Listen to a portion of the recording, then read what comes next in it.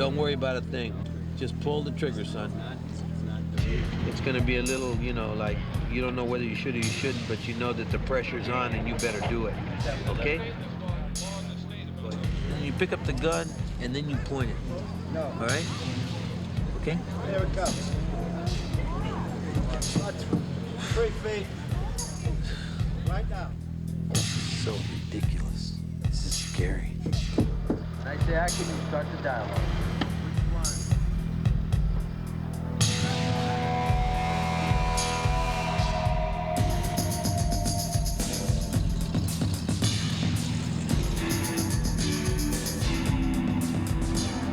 Which one, I say? Don't matter. Fuck it, Holmes. La primera vez!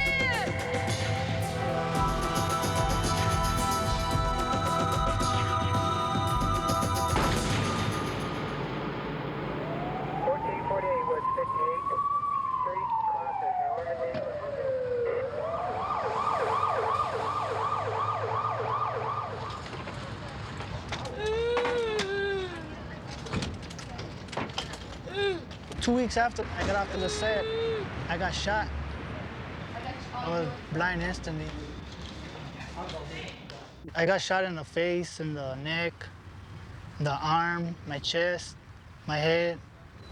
It's kind of ridiculous being a victim of a drive-by shooting when I just done an act for a drive-by, you know? I didn't even get to see the movie. If God's here with me and he wants me to see again, then I know I'll be able to see again. You know, I just have faith in myself. But if I don't get to see again, then oh well, you know, life goes on. Joy is one of the gang members who acted in American Me, a movie I directed about Mexican-American gangs. What happened to Joy is typical of gang life in East Los Angeles. I grew up in this neighborhood. Gangs were active when I was a kid, but today the violence is much worse. Last year, there were over 800 gang-related murders in Los Angeles County alone. This is a documentary about what we learned from the gang members who helped us make American Me on the streets of East LA and in the prisons of California.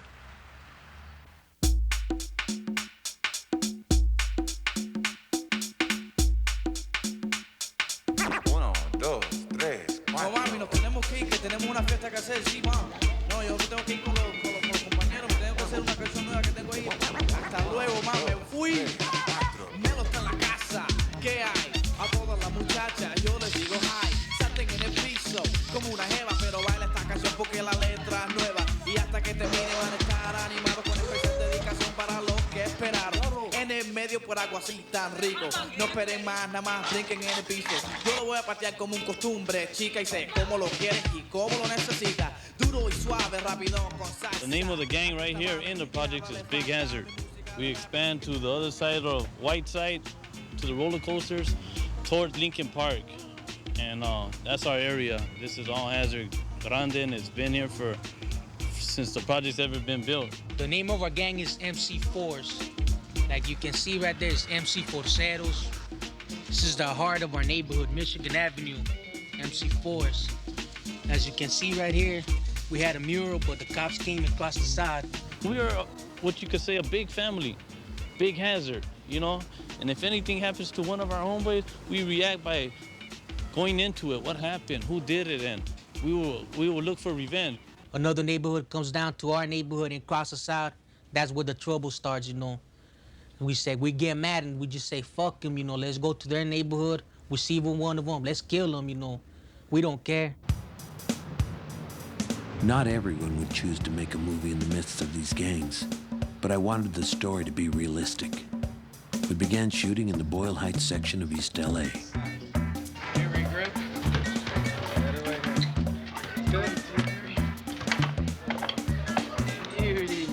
Right below this mailbox and below that window. And now we've all made movies. The only difference between this movie and other movies is that we're stuck in between a war zone. We're right in the cusp of like 3 different groups of kids. And what Anna's afraid of, and rightfully so, is that there are so many, and has her kids here because she's afraid that it's going to cause a confrontation. Don't start giving them the power because then they believe in taking over.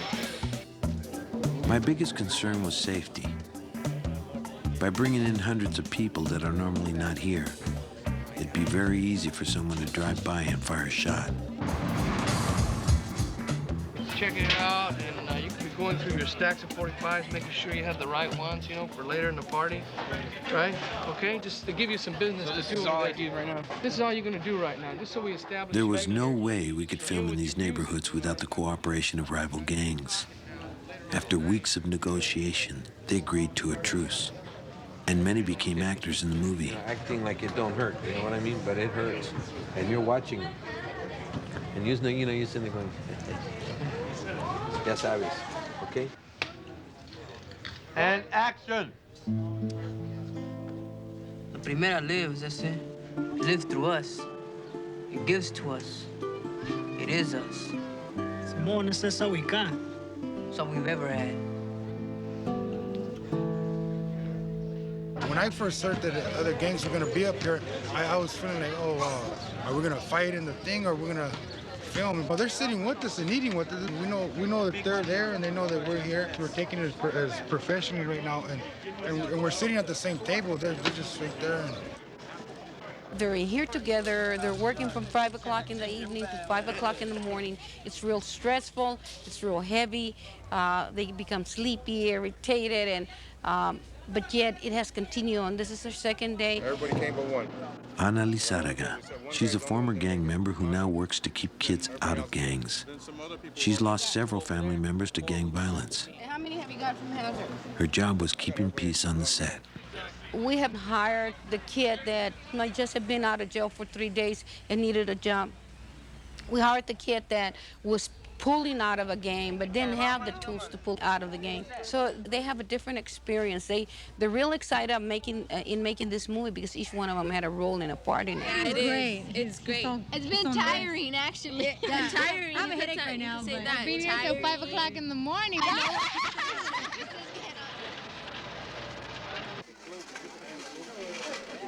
This is my first time on a scene, and I didn't know it takes so long just to film a little piece of scene. And it's just real weird, because this is all my life. This is reality to me.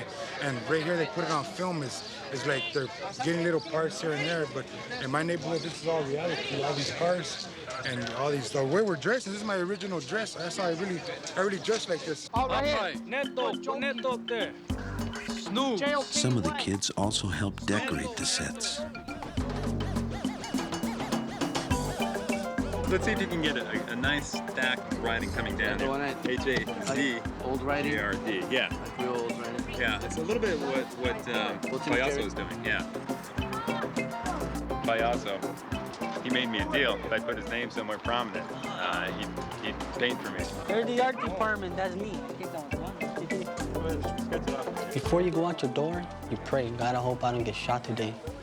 I mean, it's already in your conscience before you walk out your door. If you're in a gang, you're not living life. Because wherever you go, you gotta be looking over your shoulder. Even in your own neighborhood, in your own territory, you gotta just make sure, just to be sure, nobody's there. Well, I was coming home from the movie set. They already called it cut, and they started shooting at me. They got shot in the shoulder. My bones, right now it's all sore and everything, but it's starting to heal better now. But it's just something that, it's LA, just live in East LA. Things happen.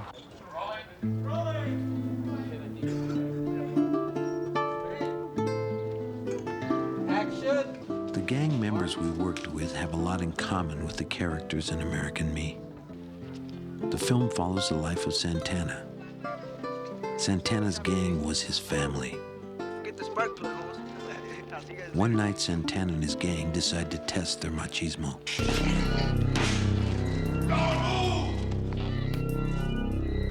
No, go, man, go!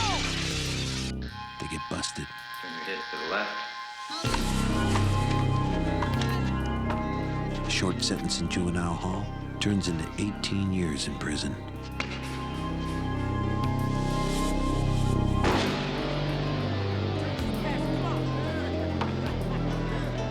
Santana becomes the leader of one of the most ruthless and powerful gangs in prison history. Any one of these kids could turn out to be a Santana. Like him, they want to make a mark on the world. They're in search of identity, a sense of belonging.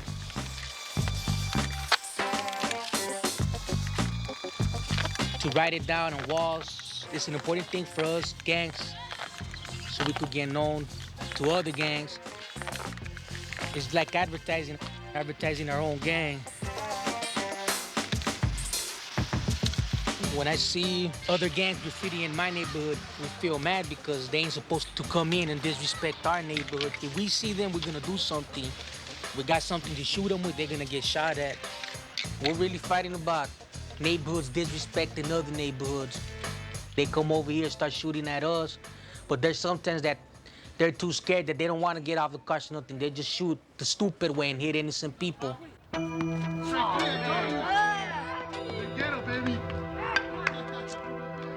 This is the spot where they killed one of my homeboys, Tico. His name was Javier Gonzalez. He was shot 3 times by a .45 caliber gun. He passed away on April 8, 1990. It makes me angry because he was the one that started our neighborhood, MC4s. And you know, they just came down, they had to call him out from his house. The car was waiting. And as soon as he got to the spot, they just came and they shot him. He was just like a brother to me, you know, because I never had brothers. And he used to care for me a lot. We used to care for each other. He never let me down in any other way, not even to all the homeboys. He wasn't scared of nothing. No matter who it was or what it was, he was always down for the neighborhood. Grow up, you know, like brothers and sisters, like unity. People don't understand that, but Hazard is one big family, that's all. Come here, give me your hand. You know what they say? We got our own clica, strong clica. The scene of Mundo being inducted into the gang is really the acceptance, the rite of passage. Our clica, our barrio, our families, that's all we got to say. The tattooing of the hand is a symbol of this whole feeling of camaraderie. They usually feel that they're outside of society and they need to feel like they're part of something, so they get involved with gangs. Welcome to the clica, carnal. Olvídese, por vida. I was in, I got out, and I went back in. You know, when I got out, it was just, I said to myself, damn, why did I even get out? Because I was out and I was still claiming my neighborhood. I was still looking for trouble. Everybody that came, where you from? I said, it's that MC4's gang. There ain't no way out of Hazard. You get married, 25 kids, 5, 6 houses, you're still gonna be from Hazard, you know what I mean? I remember when we were just a couple of mocosos, causing trouble all the time and getting caught with babosos. But it was fun and we had so many good times. Me and you, we put our troubles behind. It was the two of us sticking it day and night, looking forward to the chance that we would get in a fight. Toe-to-toe street boxing, putazos cada dia. Then we met up with some vatos that belong to a pandilla. They hit us up, where you from? I said, no, man. They replied real quick and said, get jumped into our gang. Nosotros controlamos aquí, chavalas. We heard that you were tough, but sabes que we call the balas. I looked at my carnal, my homie, my dog. Before I had a chance, the gangsters hit him with the log. Ran up to homeboy and I gave him a putazo. Busted him in the grip, but todavía no hizo caso. They jumped me from behind. I tried to hold my ground. Before I knew it, man, my bitch body went down in a daze. De verdad no me recuerdo. All I could remember was my homie sufriendo. It only lasted about a minute or two, but to me, it seemed like it would never be through. After they rushed us, they came and shook our vices. Now they respect us, before they despised us. We're in a gang now, pues ni modo. Me and my homie became two down cholos. I remember you, homie. I remember you, homie. I remembered you like if it was yesterday. I'm always gonna love this neighborhood. And I'm always gonna be proud to say I represent Hazard. And I knew that by me loving my neighborhood so much, I was gonna end up dying for it. It's a good thing that I'm still alive right now, bro. You know, I've seen people get killed right here in front of me, I seen it happen, you know, with my eyes. Then all of a sudden, we seen another gang. They were driving up slower. Everybody hit the floor. The shotgun rang. It was bang, bang, bang. I let out a rope because tenía dolor. I seen my homeboy dying, man. I was crying, holding him tight because I was trying to keep him alive so the Lord wouldn't take him. His heart stopped beating, so I started to shake him. I said, please, don't die, mi carnal. If you do, then everybody van a pagar. He responded gently, gently as a dove. He said, take care of my heifer because it's her that I love. Man, I went crazy. What would you do if you see your titles homie down in front of you? I remember you, homie. I remember you, homie. I said, I remembered you like if it was yesterday. Yes, I do. Yeah, I remember. The girls are no different from the guys. They're just the same. even the They're little just girls. alike. The other day, my sister went to an interview, and these gangster girls, you know, they were veteranas, and they threw their sign, and these three little girls are only 14 and 15. They wanted to be bad too, and they threw their signs, and they followed them. They were gonna kill them in the car. You know, they're like, yeah, They're trying to run them over. If If you're not from the neighborhood, you claim it. Hey, you have to take what comes to you. Yeah. You have to take what comes to you. And then we're innocent bystanders. We're headed into probably the hardest point of the shoot. We now know that in the last week, there have been 3 deaths in the 2-block radius in which we're working, none connected with us. We've been very, very fortunate, and we want to just intensify that good luck that we've had by taking some more precautions. Other parking lot. You know what? Worst case scenario would be a drive-by shooting. Some of the things we look for are vehicles that are continually going by a couple, 3 times the type of vehicle, you know, a low rider, and just keeping your eyes open, just staying on top of them and not letting them get the drop on you.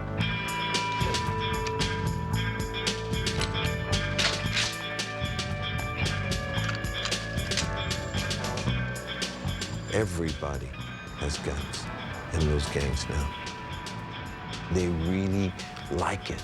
They like that power, and they like the feeling of firing randomly into people who have nothing to do with anything. And it becomes a high. It's something that's not going to go away right away. Homicide on the murder scene. Another frustrated gang-related senseless slain. Victim, a young product of the project system. The sad fact is nobody's gonna miss him. Truth, you may stand in disbelief, but the majority will side of the youth because of the fact he was a menace to society, and gang violence was his first priority. So now you take a look to see what this all got him. Someone quicker with the trigger, straight cold shot him. Dead in a puddle of blood he lay. Another typical day in the streets of LA. Homicide on the murder scene. Homicide on the murder scene.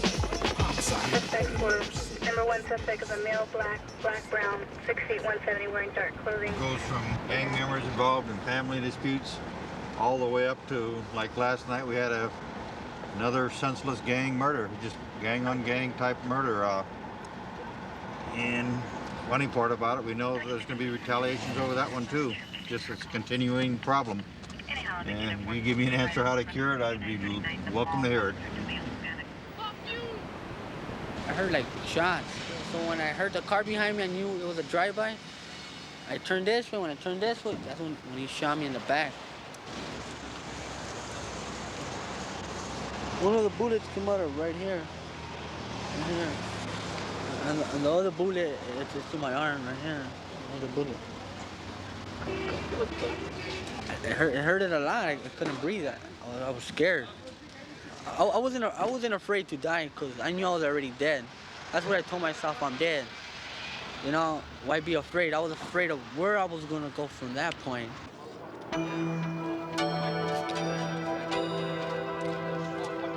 Another one of my homeboys got shot. His name is Jose. They call him Wino. He got shot in the neck. Now he's paralyzed.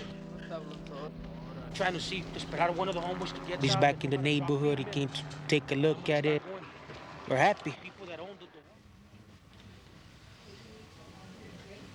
Martín, Sí.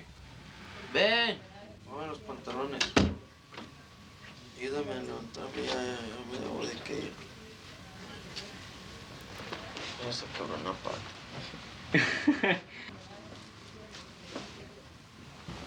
sometimes I feel like you know, they get tired of me, you know, the people get tired of me. Give me this and give me that, and do this and do that, and, you know. No vayas a tumbar por abajo. They were my enemies. We were doing some bad things to them, you know. We killed some lady from there, but that's a part, you know, how I get shot. And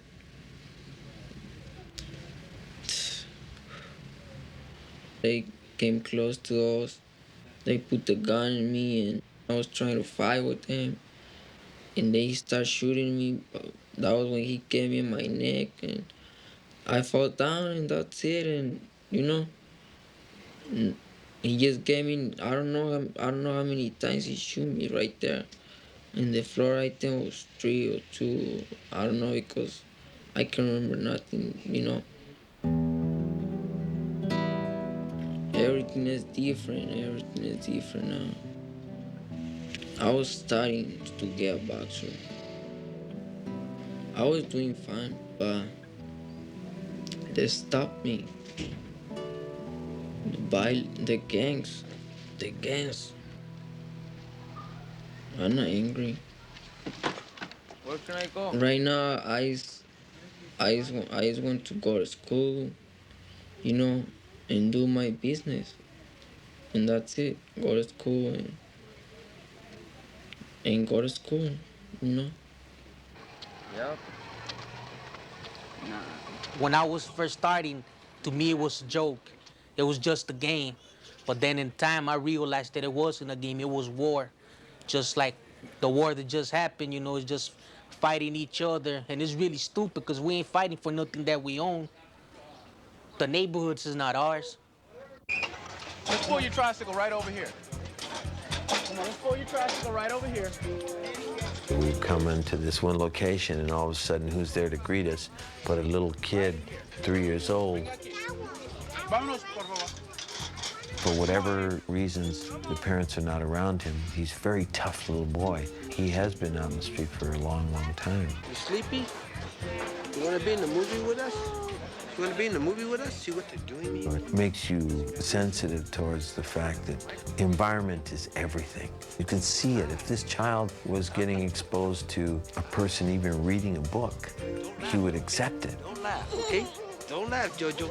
Don't laugh. Whatever you do, you're on camera, so don't laugh, okay? He is the future gang member because he's out on the streets and he sees it going on and he's attracted to it.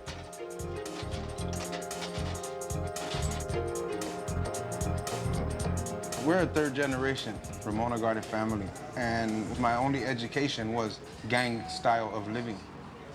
I would look at the older homeboys and I said, all right, man, that's what I'm gonna be. You know, if not, I'm gonna be better than them. I'm gonna be better than them. You know, and I achieved that status. I got some guys that are not gang members on. Jerry is a respected veteran of the Hazard Gang. His help was crucial when we filmed in Hazard territory.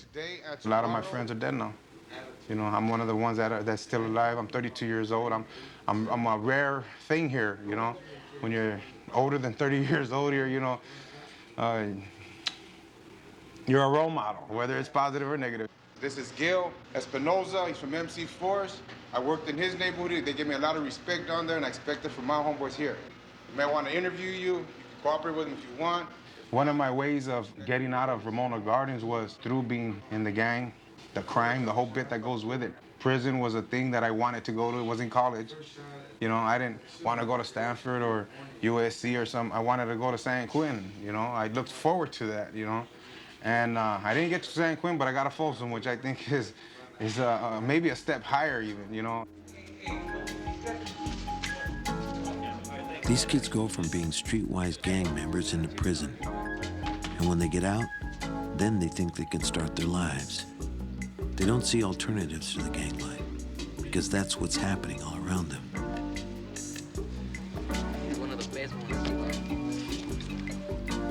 What's happening out there is drugs. He's a professional smoker too. With no skills and jobs hard to come by, kids start dealing to make a buck. gangs control most of what happens. Pull his head back. Okay. That's what he says. Don't you know who we are, man? Yeah. You know who we are? Yeah, I know who you are. Before you say that, before you do that, there'll be a situation where you got him like this, you got him like this, and you say the line. In the stash house scene, members of the gang sort out and cut the different drugs that they're dealing. The balloon's hanging like that. You always go like this to make sure that it gets down to the bottom, and then where's the spoons? I need an eighth of a spoon and a tablespoon. So Anna, how do you know all this? Watched a lot of people do it. a lot of books, huh? No, I watched my parents do it. I need some more stuff over here, huh? You'll be cutting. Every kid in this scene is a gang member. A lot of them have been involved with drugs, and you could tell by the way they work the equipment. And as he cuts it, you start to see his face materialize inside the mirror. Step on it again, Holmes. Not too much. JD wants a good count. It's gotta be right. Our name's going out behind this. It makes me nervous looking at all this shit and not being able just to chip a little taste, brother. Business, Tin Man. Then we'll think about taking a little bit off the top. Capone was a godsend. He was born and raised in Hazard and has lived this life, totally. You struggle here and you gotta find a way of making money, and robbing got old and stealing got old, and drugs seem to be easier to make money. And my easiest way was, at the time, was pushing PCP. I was liking it, and I was living the fast lane till I hit the wrong car and sold to the wrong person. And that's what started my career in institutions. Juvenile hall, and then juvenile camps, and then youth authority, then state prison, federal prison, back to state prison. You guys ready? The intent of the scene is to show what are some of the prices that one has to pay when they play the game. Drop the gun! Now! Back up against the wall. Down on your knees, put your hands behind your backs. Now! You know who we are? I know who we are. Yeah, I know who you are. Now breathe. Deep! Breathe. Cut! You all right? You all right? All right. Look, take him outside. Clean him up. You looked up to these guys that sell dope on the corner. You look up to these guys that can ride a Mercedes or a BMW in the community. You see all the cash that's rolling around. And the little youngsters that are looking up to them are wondering, well, when am I going to be up there? Not knowing that when they get out there, they're going to go to 20, 10 years, and it's going to break a woman's heart. It's going to break your parents' heart. We lost one of the youngsters the day before yesterday, I guess.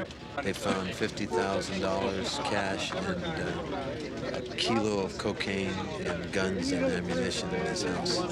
They found some raw cocaine and started saying whose was it and stuff. And that was it. You allow them an experience in hopes that they will end up being able to use it in some way. And let's have a rehearsal now. Meet the actors. it's just fruitless. Because of the usage of drugs like PCP and cocaine, it gets to be really difficult to see them come out of it. I live in a very poor neighborhood and stuff, and I always wanted good things. I'm addicted, I'm addicted to money. I gotta have money all the time. The lifestyle is good, but people are jealous because they ain't driving what you got, and they ain't wearing what you got, and people gotta go to work. And me, I don't have to go to work, I get up and I do what I want, and I sleep as long as I want.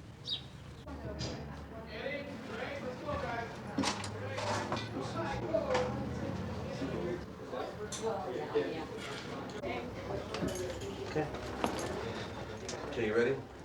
Okay, Raimundo. Ana Lizárraga, our gang negotiator, also played a part in the film.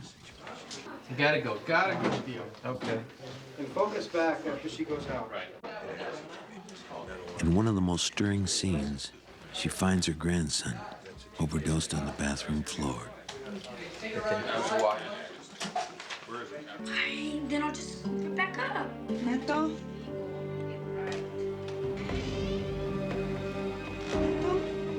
Mama! Mama! Mama! Mama!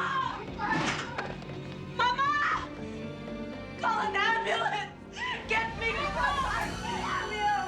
No! What are you doing, you stupid shit? Wake up!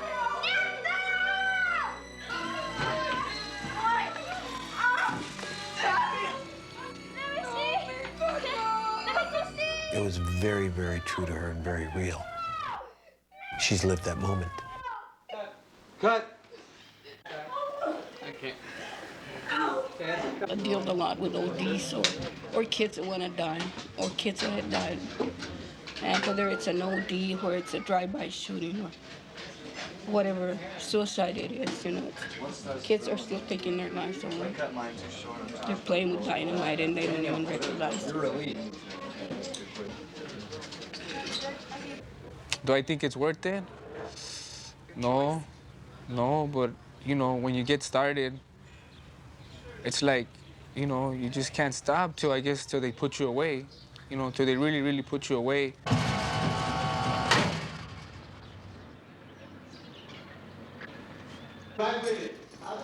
They gave me 4 years. 4 years. Freedom taken away, you know, wake up 6 o'clock, go to breakfast, and program day by day. Being at the top, I was always used to, but I could still be at the top when I get out, but I just got to do it legally. I don't want to come back and go through the same routine over and over, you know, and next time it'll be more time that I get if I get caught.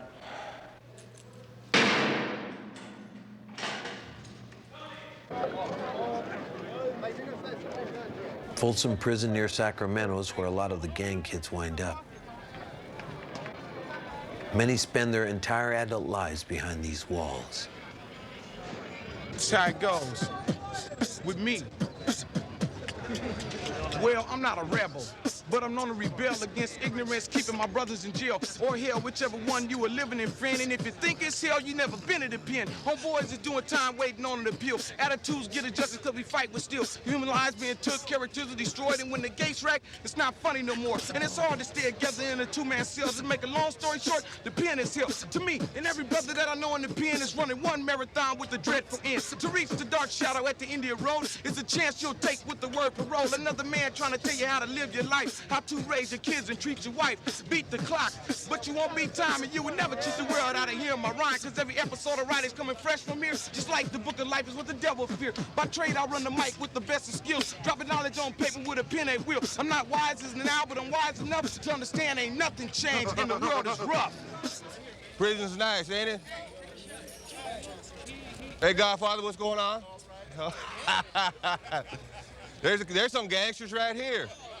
There's some real gangsters. Excuse me, fellas. Excuse me, coming through. I've probably seen a little bit of everything in here. I've seen from sodomy to murder to an inmate hanging to an inmate jumping off the 5th tier because he had a Dear John later. Anything that a human being is capable of doing to another human being, I've probably seen it a time or two in here. Don't cling them.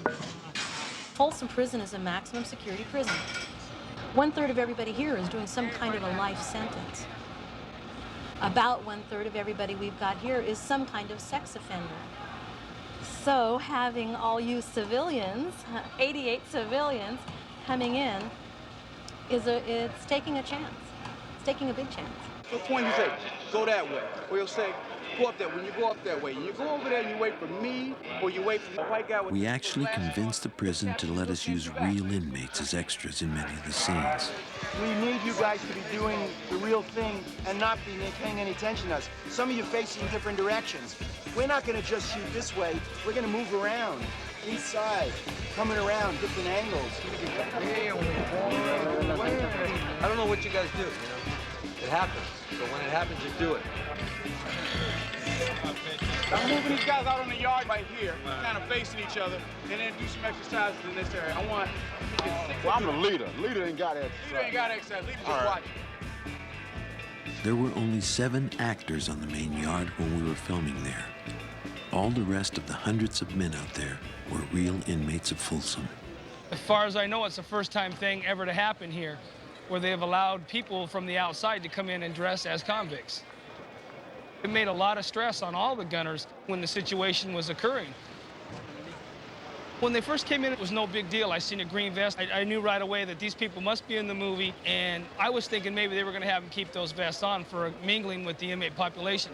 When they came off immediately, I lost who they were. I was concerned about if something was to happen and I have to fire my warning shot, would I be firing at an inmate or would I be firing at an actor? One day while we were filming out in the main yard, the alarms sounded and some guards came running by. A moment later, an inmate was rushed by on a gurney. We had no idea what happened, but we imagined it had been some kind of assault or stabbing. He got hit over the head with a weight pile, like a round weight or the dumbbell. But it happens all the time, it's just because racial stuff, you know what I mean? Somebody disrespects someone else, and they just start, getting off on each other. This is a different world from out there. It's dangerous in here. It's dangerous. It's real dangerous in here. Because there's people in here that ain't got nothing better to do but be dangerous. When you come here, your life is don't mean a dime anymore. You got to have eyes everywhere. Because anytime, any moment, somebody can take your life for anything. All these weapons are made to stab somebody or to have somebody stabbed. Some of the weapons that are confiscated here at Folsom Prison. For example, this weapon here was used on our main yard. You could still see the blood on it. And this was actual called hit from one of the gang members. That means an inmate who we call a shot caller asked an inmate or told an inmate to stab somebody. A lot of our aluminum pieces are found inside our dining room area. They're cut from there. We have plastic weapons that are utilized here. Plastic spoons, styrofoam cups, combs, and Ziploc bags. They're melted down, and then they're sharpened. Inmates are very ingenious. For example, here's a weapon that was found in our facility just recently. As you can see, that's a pretty effective weapon.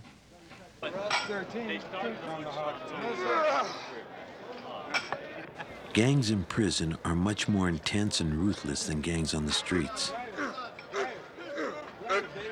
They control many aspects of prison life, including who lives and who dies. You got Crips, you got Red Rags, you got BGF, you got Aryan Brotherhood, you got Skinheads, you got Southern Mafias, you got the Northern Enemies. It's an identity thing. When they first started, gangs were formed to protect their own against the other races. That was one of the reasons. Another main reason was when you first came into the institutions, they were there to help you out, to get you started. The main thing once you get to prison that you realize is survival. And I'm talking about all kinds of survival. I'm not talking about survival just your life. I'm talking about your manhood and a whole lot of other things. So you click up to stay a man. If a gang member is asked to stab somebody, he's expected to do it. If he refuses, he's often chosen as the next victim. That's what happens in the scene. To shank somebody here, would they actually go for the heart or would they try to get underneath the solar plexus? To tell you the truth, they'd go for the one-shot kill. I once got caught up in a situation like that where an order was given to me to stab another inmate. And so it happened when they asked me to do this, he straight out let me know, you don't have to do it. Then again, I already knew, since the time I've been around, I already knew that if I didn't do it, chances are down the line, it was gonna catch up to me. He used to be my neighbor in the tier, and so we used to talk to each other and that, and I got him all buddy talking next to me. So, I get him next to a bar where we're working out. And while he's doing his bar work, I just so happened to stab him towards around this area. Open your eyes, Vato.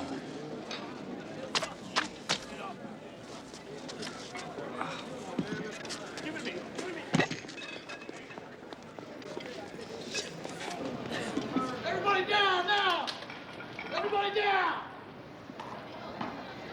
The only means to respect in here is aggression. I mean, if you can't kick ass, if you can't back a person up off your line, you're gonna get taxed. And usually the taxation be getting ran up in. Taxation usually be becoming a victim of your environment. When we gonna do the rape scene? Rape scene is probably gonna be done at the end of the week. Good. We got us a customer over here. For a lot of the people here, they're never getting out. This is their home for the rest of their lives. And whatever possibilities they had are over. It's gone. And if this movie can keep some young kid or some young kids from wasting the chance, the one chance that they have at life, then this movie and the risk that we've taken will have been worth it. I never thought I was going to end up in prison. I mean, I'm out there 25 years, and all of a sudden I get 15 to life. I say, whoa, you know?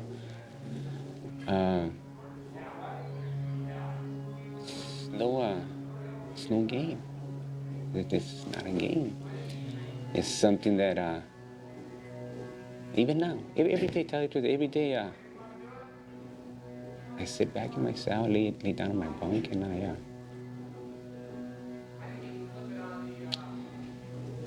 I think a lot.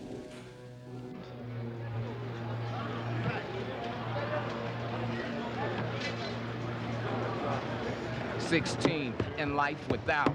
That's the kind of loser I'm talking about. Got charged with murder in the first degree, cause he shot another man doing a robbery. His attitude was bad, no remorse was felt, so they gave him the shaft and tried him as an adult. And now his future is gone because he chose to rob when all he had to do was go and get his punk ass a job. So take notes if you will. This ain't no ordinary rhyme. It's a message, my friends. Only losers do time.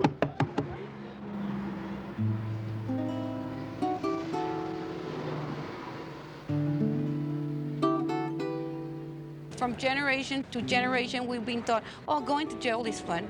You come out, you come as a hero. Our kids don't have no heroes. There's no Latino heroes in East LA. When I was growing up here, my dad was always in and out of prison. When I needed somebody to play ball with, somebody to play catch with, I always had older homeboys like Mundo, Flappers, Chanclas, Steve DeFrancis, and them.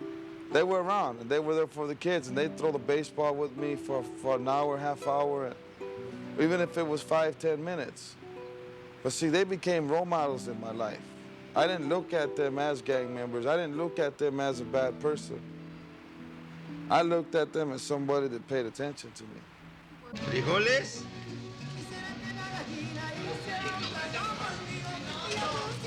Señor, queremos saber si es posible tomar una parte de la película por aquí y poder entrar y tomar la foto de aquí. Yo me quedo acá We afuera. didn't close this setup, and people are watching this. People are getting exposed to this, and this is almost.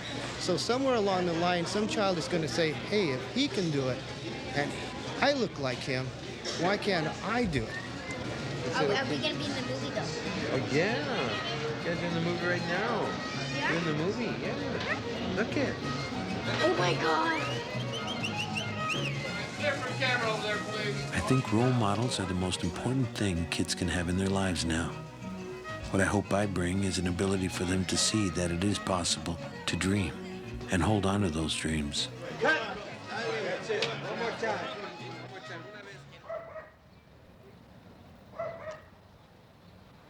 For me to get out of the gang is really gonna be hard because, like I said, it's just like a family. I'm gonna have to be living it little by little, stay away from it. Those guys that been gang members too, I know pretty sure inside they want to change just like me. So it's good having it, then filming it around this neighborhood, and then especially two gangs working together that don't get along. Nobody has ever done that before, you know. Working together, it amazed me. They treated you like you were somebody, not like you were just some scum off the streets, you know, some, you know, gang member and all that. They treated you like you were somebody. They treated me like I was important to them, you know, like I was needed, you know.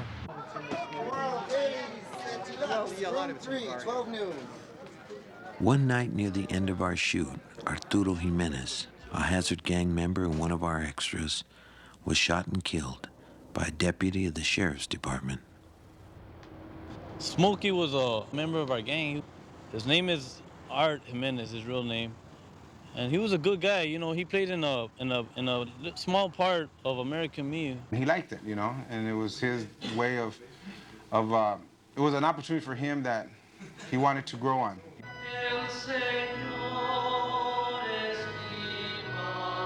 Well, it makes me sad, bro. You know, there's a lot of sadness in my neighborhood. There's a lot of homeboys that I know that died. You know, it's really not like a big thing anymore, you know? When I was 6 years working with gangs and I buried 26 kids, after all the funerals I've done, I'd always cornered the kid who I thought was vulnerable enough to hear something from me after he's passed by the open casket of his dead homeboy. And I'd put my arm around him and he's crying and I'd say, hey, you know, I never want to see you lying in a casket at 17. They always said one of two things, and it was eerie because it was always the same. They'd say, you got to die sometime, or they'd say, why not? If a kid cannot imagine a future for himself, then his present is not very compelling at all. And so he doesn't care whether he inflicts harm or whether he ducks to get out of harm's way.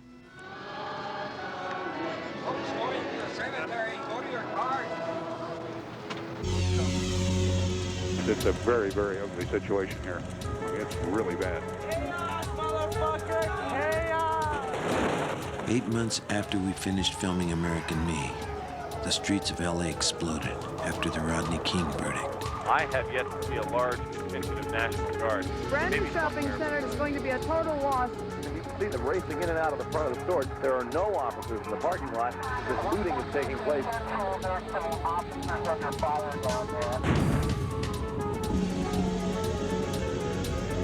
We are.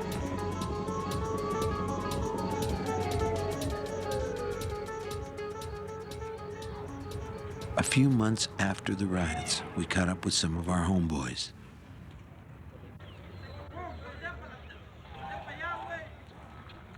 A robbery occurred in the neighborhood. The suspect, you know, the way I look at it, the suspect, you know, he looked like me, you know, so that's what brought me back. What's your last two numbers? I loved acting, you know, something you dream about, you know, that thing would never happen to you. Okay, step on over there. I didn't believe in myself, I guess. I didn't believe it that I could do something with it. I thought I was just being fed this, like to get good work out of me at the time, you know, but deep down, I didn't think that I could take it further, you know. I felt that, you know, once this film was over, it was gonna be over, you know, and you know, we just go back to, you know, what we were doing before, you know, but man, I wish I would have grabbed it and ran with it, you know, but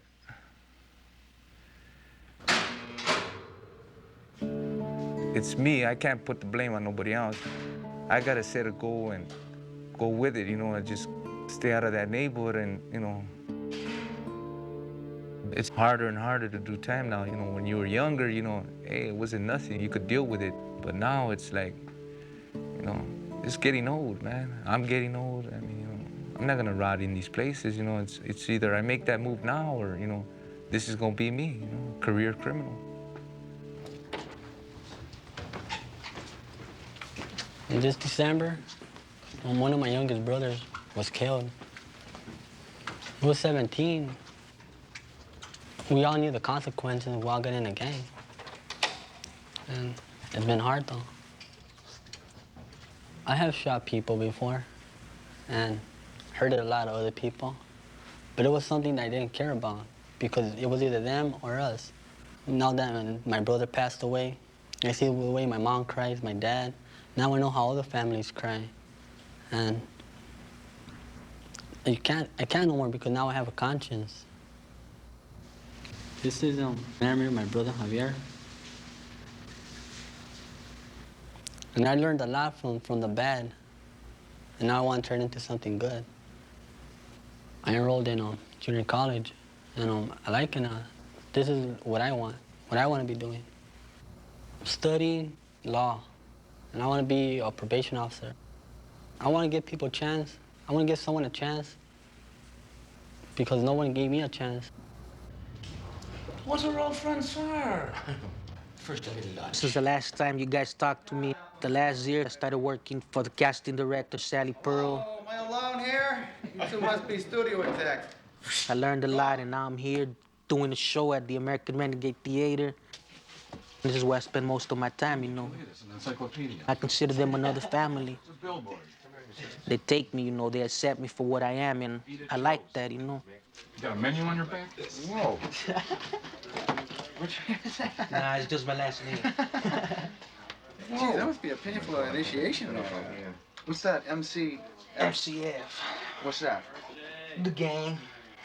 What's it So what like? are you What's that gonna mean? be Like gay? mostly Christian fellas? Where are you gonna have that? Like, we're doing it. I'm a soldier, a bodyguard, you know. Last show, I was a furniture mover. It was called Lady on Fire, and I didn't have no lines, but I just moved myself on stage, like, just moved myself, and I had fun with it, and people loved me.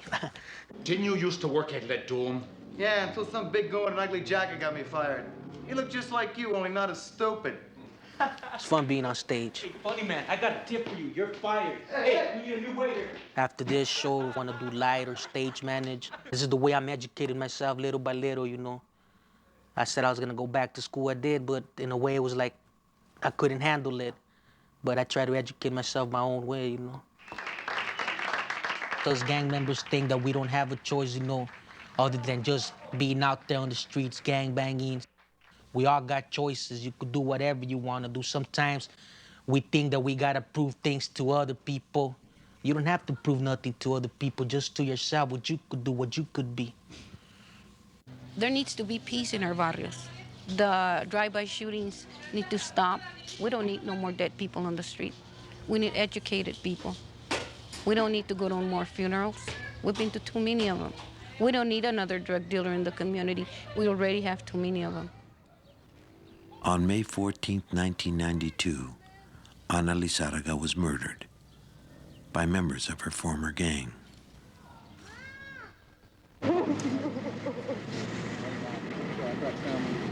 Lizarraga was packing for her mother's funeral in Utah. Two masked men rushed to the driveway and opened fire.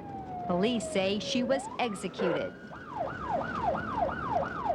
Police aren't sure why she became a target. They're looking at her work as a gang counselor. The one-time gang member was trying to get kids out of gangs.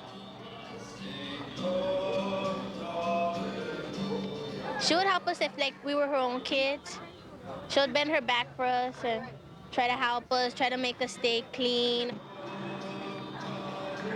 Ana showed a lot of kids that they do have a choice, that there is a life outside the projects. Her death reminds me just how far we still have to go. The big gang problem is not going to stop overnight. It wasn't started overnight. It's not going to stop overnight. It's going to take a lot of work. Not necessarily a lot of money, but a lot of work. Because what we got to do as a society in general is we got to stop working against them, and we got to start working with them. We can't keep degrading them, trying to show them they ain't nothing in this world. And everybody has to be somebody in this world to live a good life, you know. You know how to play, huh? You know how to play? You can learn, okay? Okay? I think the kids in East LA, like any kids, they need hope. The only way you get hope is by having the opportunity to see a future. And right now it looks pretty dark. Boom, pick it up. Boom, boom, pick it up. Boom, boom, pick it up. We need to commit ourselves to building a better future for them with education and jobs. Now I lost, see? And the kids have to choose to stop the violence and take responsibility for making that future happen. Hey, the girl. Hard, huh? Never forget who you are. Never forget who you are. Never forget who you are. Take it from the MC Boulevard. I'm not a minister or a sinister. I just drop the rhymes, cause that's my business, huh? I'm not political or a cynical. I just speak the truth, cause to me that's very critical. I'm just a vato like any other vato, except I rap on the mic. Yeah, Simón, yo canto, and I truly believe that God Todopoderoso gave me this gift to spread my message with my vocals. Boulevard, I see me llamo, and I'm about to declare to all the gente that have made it in this world out there. Never forget who you are, yeah. You should never forget where you came from, cause your gente or your raza are expecting to see a helping hand with some of their problems. How can you think of yourself with all that money you made? You see the vato shooting up, then boom, they're dying of age. You see the hyenas with the county checks and county stampillas, while the other razas out there getting college degrees, huh? I'm mad with so much frustration. I don't wanna see my gente die from this damnation. Never forget who you are, yeah. You should never forget where you came from, cause your gente or your raza are expecting to see a helping hand with some of their problems. Never forget who you are. Never forget who you are. Never forget who you are. Take it from the MC Boulevard. Kick. I felt really, really bad in the riots that lost. The only chick I know you heard was Edward James almost. Why the media just focused on other Latinos, calling them looters? Why not? They're calling them illegals. It's not the people that I'm dissing, but the system that they run. For us to fight, we need to come as one. Fight the power is our motto, unity is our creed. Come on, you raza role models, come down and plant the seed. To the little chavalitos who look up to you, any little thing you do, they wanna do that too. I know I'll do my best to help them learn our culture, to help them realize we're not a bunch of vultures, cause vultures homeborn known to kill each other. And I'll be damned if they say I'm a killer of a brown brother. Boulevard just spoke, and this ain't no cabila. Remember that la raza siempre vivirá. Never forget who you are. Never forget who you are. Never forget who you are. Take it from the MC Boulevard. Fight the power is our motto, and unity is our creed. Come on, you raza role models, come down and plant the seed. I dare you. Huh. Never forget, yeah. Never forget who you are. Remember who you are. Remember who you are.